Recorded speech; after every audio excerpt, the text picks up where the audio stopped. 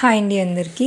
Welcome to our channel Siri blogs. ఈరోజు నేనైతే blouse measurements అంటే బ్లౌజ్ని టేప్తో ఎలా మెజర్ చేసుకొని కటింగ్ చేయాలనేది చూపిస్తున్నా. ముందుగా బ్లౌజ్ని అయితే ఇలా కింద పరిచేసి దాన్ని బ్యాక్ సైడ్ చంక నుంచి చంకకి ఎంత ఉంది, అలానే పొడవు ఎంత ఉంది, ఫ్రంట్ లూజ్ ఎంత ఉంది అని చెప్పి ఫస్ట్ మెజర్ చేసుకోవాలి. అది ఫస్ట్ మెజర్మెంట్స్ అనమాట. దాన్ని బట్టి మనకి బ్లౌజ్ కటింగ్కి మనం ఎలా అయితే మార్క్ చేసుకోవాలనేది తెలుస్తుంది. నాకైతే ఇక్కడ 19.5 వచ్చింది చంక టు చంక. నెక్స్ట్ పొడవు వచ్చేసి 13.5 వచ్చిందండి. నేను ఒక హాఫ్ ఇంచ్ కలిపి 14 ఇంచులకి అయితే పెడుతున్నాను బ్లౌజ్, ఎందుకంటే కస్టమర్ కొంచెం హైట్గానే ఉంటారు. సో నేను 14 ఇంచులకి అయితే మార్క్ చేశాను. ఇప్పుడు మనము ఫస్ట్ బ్యాక్ సైడ్ అయితే 14, ఇటు కూడా 14 సేమ్ ఉండేలా మార్క్ చేసుకోవాలి. కొంచెం క్రాస్ ఉంటే మళ్ళీ సాగుతుంది బ్లౌజ్. నాకైతే కొంచెం ఎక్స్ట్రా వచ్చింది ఇటు, సో మళ్ళీ నేను స్ట్రైట్గా మార్క్ చేసుకున్నా. ఇప్పుడైతే చెస్ట్ మార్క్ వేసుకుంటున్నా. అది 19.5 వచ్చింది కదా మనకి. ఆ 19.5ని కూడా నేను ఇక్కడైతే మార్క్ చేసుకున్నాను. ఇప్పుడు నెక్ విడ్త్ అలానే మనకి షోల్డర్ ఎంత కావాలి అనేది మార్క్ చేసుకోవాలి. నేనైతే నెక్ దగ్గర 2.5 పెట్టాను, షోల్డర్ 3 ఇంచెస్ పెట్టాను, ఎందుకంటే ఖర్చుకి మనకి అటు ఇటు పావు ఇంచ్ పోతుంది. 2.5 అయితే షోల్డర్ వస్తుంది. ఇప్పుడు అక్కడ నుంచి ఖర్చుకి 1.5 ఇంచ్ అయితే నేను ఎక్స్ట్రా పెట్టుకున్నాను. అక్కడ నుంచి స్ట్రైట్గా కిందకి అయితే మార్క్ చేసుకున్నాను. ఇది ఈజీ మెథడ్లో మీకు చెప్తున్నానండి. ఇంకా డీప్గా మెజర్మెంట్స్తో నెక్స్ట్ వీడియోలో నేను పోస్ట్ చేస్తాను. అంటే కొత్తగా నేర్చుకునే వాళ్ళకి ఇలా సింపుల్గా చెప్తే ఈజీగా ఉంటుంది అని చెప్పి ఇలా అయితే నేను వీడియో అయితే చెప్తున్నానండి. మీకు ఈజీగా ఉంటుంది అని చెప్పి ఇలా ఈజీగా ఎలా అయితే మెజర్ చేసుకొని మార్క్ చేసుకోవాలో చూపిస్తున్నా. ఇంకా పర్ఫెక్ట్గా టైలరింగ్ చేసే వాళ్ళు ఎలా అయితే చేస్తారో అలా పర్ఫెక్ట్గా మీకు చూపించాలి అంటే నెక్స్ట్ వీడియోలో అయితే నేను కంపల్సరీగా పోస్ట్ చేస్తానండి వీడియో. ఇలా మార్క్ చేసుకున్న తర్వాత అండర్ ఆర్మ్స్ దగ్గర అయితే నేను ఆ కర్వ్ ఉంది కదా, కర్వ్కి అయితే నేనేమి మీకు మెజర్మెంట్ అయితే చెప్పలేదండి. అది చిన్న సైజ్కి అయితే 1 ఇంచ్, పెద్ద సైజ్కి అయితే 1.5 ఇంచ్ వరకు కూడా అక్కడ మార్క్ చేసుకొని కట్ చేయాలి కర్వ్ దగ్గర. నేనైతే మార్క్ ఏం చేయలేదండి. నాకు అలవాటు ప్రకారంగా నేను కర్వ్ అయితే తీసేసాను. చూసారు కదా, నేను మార్క్ చేసిన కంటే కొంచెం పైకే కట్ చేశాను. బ్లౌజ్ సైజుని బట్టి మనమైతే అది పెట్టుకోవాలన్నమాట. నెక్స్ట్ నడుము కూడా నేను మెజర్ చేయనండి, ఎందుకంటే మనకి బ్యాక్ డాట్స్ వస్తాయి కాబట్టి ఆ డాట్స్కి అది సరిపోతుంది ఎగ్జాక్ట్గా. కానీ మీకు అది కూడా మెజర్ చేసి నెక్స్ట్ వీడియోలో కంపల్సరీగా ఒక మంచి బ్లౌజ్ని నేను కట్ చేసి వీడియో అయితే పోస్ట్ చేస్తాను. ఇదైతే ప్రజెంట్ సింపుల్గా ఎలా అయితే అంటే బేసిక్గా బ్లౌజ్ని ఎలా కట్ చేసుకొని ఎలా కుట్టుకోవాలనే దాన్ని బట్టి నేనైతే మీకు ఈ వీడియో పోస్ట్ చేశానండి.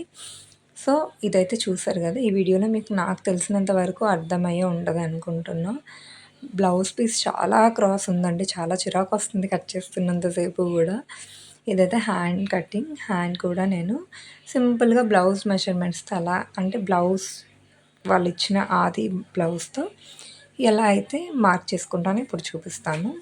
ఫస్ట్ హ్యాండ్ లూజ్ ఎంత ఉందో మార్క్ చేసుకుంటున్నాను నేను. పొడవు ఎంత ఉందో చూసుకొని లూజ్ ఎంత ఉందో ఫస్ట్ మార్క్ చేసుకుంటాను. అక్కడ మార్క్ చేసుకున్న తర్వాత సేమ్ పైన కూడా మార్క్ చేసుకుంటాను. ఆ తర్వాత అండర్ ఆర్మ్స్ దగ్గర యాజ్ ఇట్ ఈస్గా బ్లౌజ్ ఎలా ఉందో అలా మార్క్ చేసేసుకుంటాను. మార్క్ చేసుకున్న తర్వాత అక్కడి నుంచి అనమాట మనం క్రాస్గా మనకి హ్యాండ్ ఏ షేప్లో వస్తుందో అలా క్రాస్గా కర్వ్ అయితే గీసుకోవాలి. మీరు అలా కర్వ్ గీయలేరు అనుకుంటే దానికోసం మీరు కర్వ్ స్కేల్స్ అయితే ఆన్లైన్లో చాలా దొరుకుతున్నాయి. ఒక కర్వ్ స్కేల్ అయితే తీసి పెట్టుకోండి.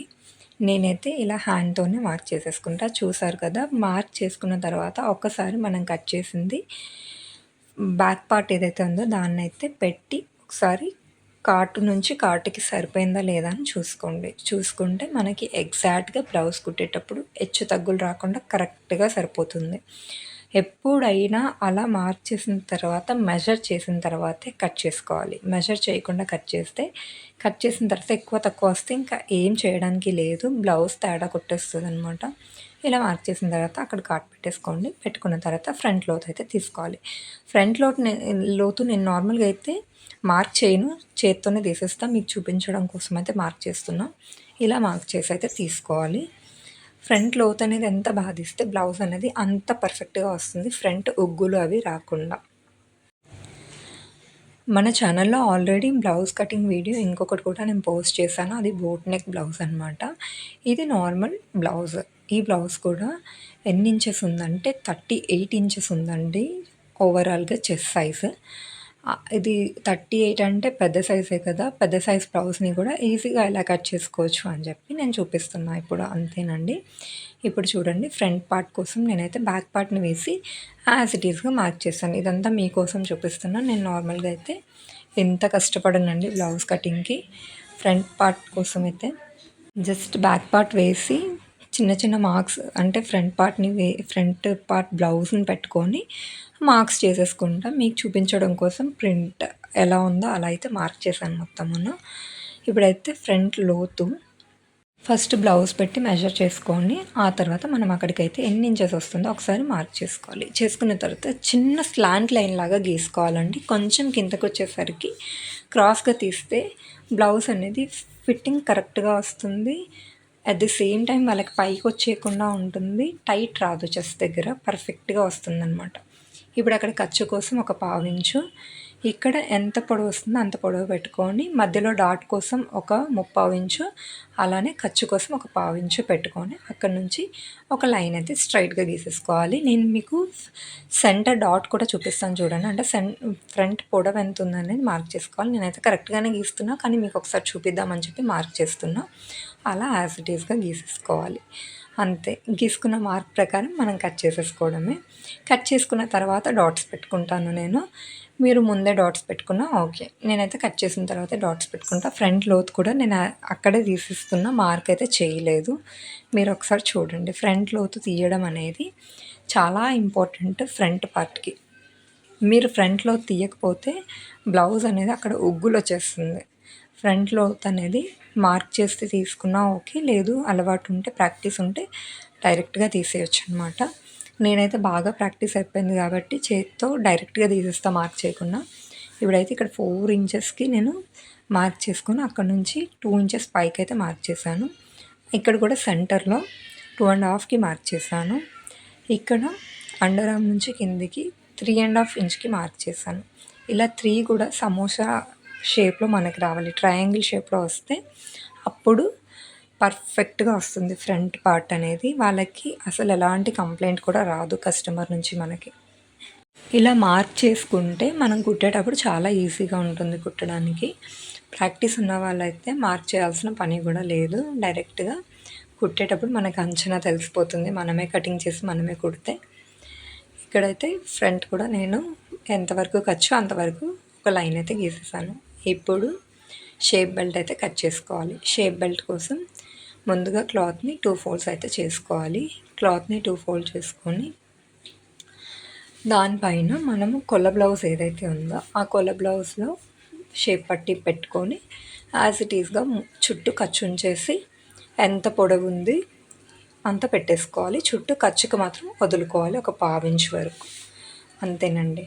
ఈ విధంగా మార్క్ చేసుకుంటే మీకు షేప్ బెల్ట్ పర్ఫెక్ట్గా వచ్చేస్తుంది. నేనైతే నా దగ్గర ఉన్న స్కేల్తోనే షేప్ బెల్ట్కి షేప్ అయితే ఇచ్చేస్తాను. చూడండి, సింపుల్గా ఇలా అయితే ఈజీగా అయిపోతుంది నాకు. అంటే పెద్దగా కష్టపడక్కర్లేదు. లాస్ట్కి చిన్న కర్వ్ లాగా ఇచ్చేస్తాను అంతే. ఇలా చేయడం వల్ల ఏంటంటే షేప్ బెల్ట్ అనేది పర్ఫెక్ట్గా, అంటే ఒకే షేప్లో వస్తుంది, షేప్ మారకుండా. సో నేనైతే ఇదొక ఈజీ మెథడ్ అని అనుకుంటా. చిన్న ట్రిక్ అనమాట. చూడండి, షేప్ బెల్ట్ అనేది కరెక్ట్గా సరిపోతుంది. అంతేనండి. ఇలా సింపుల్గా నా వీడియోస్ అయితే మీకు చాలా యూస్ఫుల్గా ఉంటాయి. చాలా సింపుల్ అండ్ యూస్ఫుల్గా ఉంటాయి.